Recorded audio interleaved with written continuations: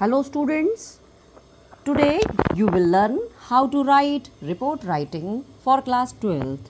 Now I must tell you it is of 5 marks, 1 mark for the format, 2 marks for the content and 2 marks for the expression. Overall it is of 5 marks as per the revised syllabus of CBSE. Essentially, a report is a short, sharp, concise document which is written for a particular purpose and audience.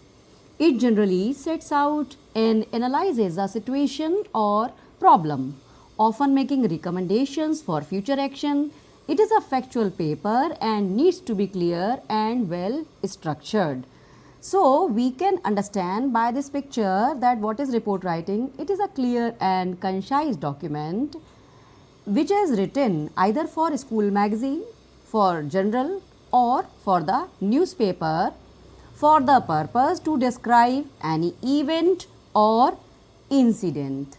Now we see what is the format of writing report writing.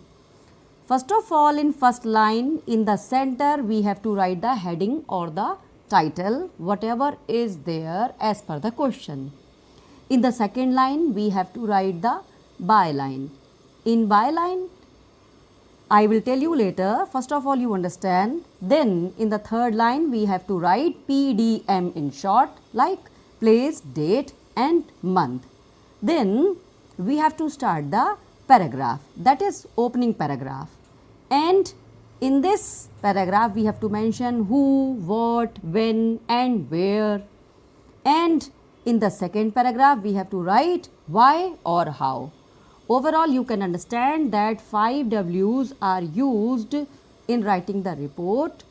Now, in the third paragraph, you have to write the people involved. How many people were there, experts were there, and the feedback.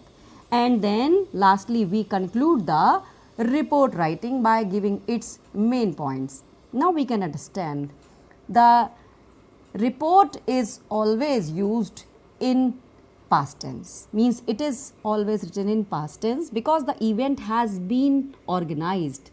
So, second thing we have to remember, we have to use precise language. Number third is that we have to use passive voice mostly or indirect speech. The most important thing is that it is never written in first or second person. We have to write in the third person only.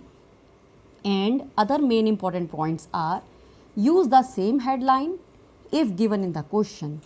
If the heading is not given, then give an appropriate title as I have told you in the format.